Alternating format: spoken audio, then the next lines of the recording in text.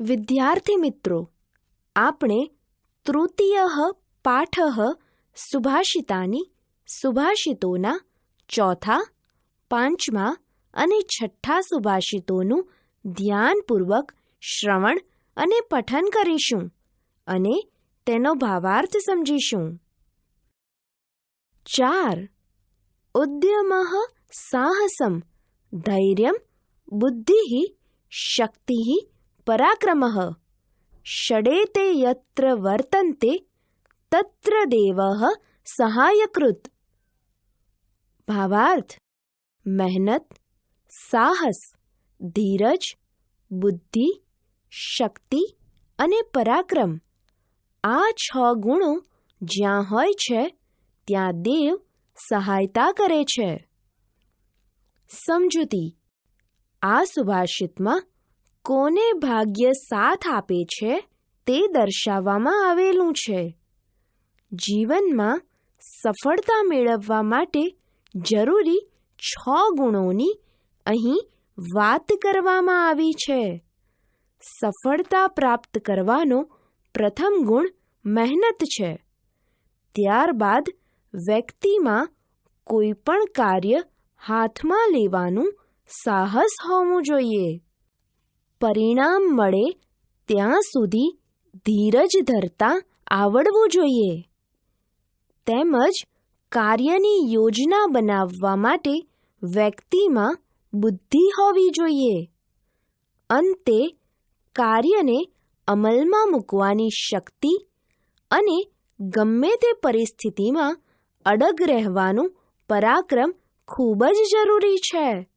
જો આપણામાં આ 6 ગુણો હોય તો જ આપણને સફળતા મળે છે, એટલે કે દેવ સહાય કરે છે. 5.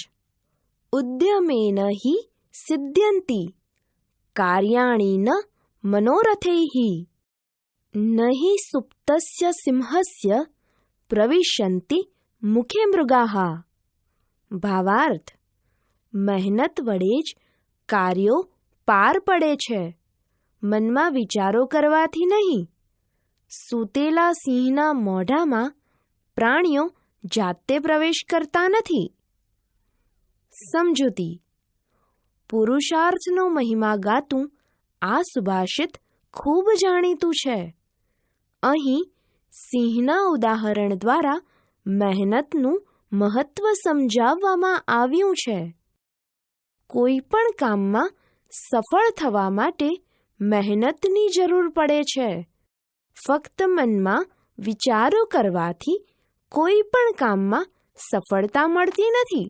સિંહ જંગલનો સૌથી બળવાન પ્રાણી હોવા છતાં તેને શિકાર માટે બહાર જવું પડે છે અને શિકાર કરવો પડે છે.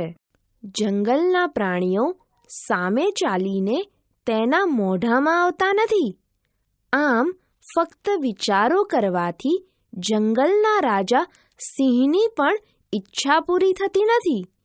તેણે પણ મહેનત તો કરવી જ પડે છે.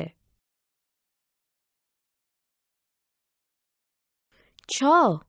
દ્રષ્ટિપૂતં ન્યસેત્પાદં વસ્ત્રપૂતં પિબેજ્જલમ શાસ્ત્રપૂતાં વદેત્વાણીં મનઃપૂતં સમાચરેત.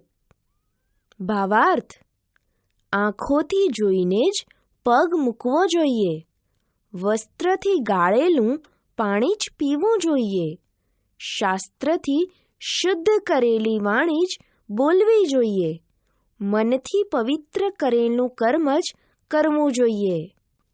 સમજૂતી: આ સુભાષિતમાં માનવ જીવનમાં આચરણમાં મૂકવા લાયક 4 બાબતો જણાવવામાં આવેલી છે. આપણે હંમેશા રસ્તામાં ચાલતી વખતે આંખોથી જોઈને પછી જ પગ મૂકવો જોઈએ.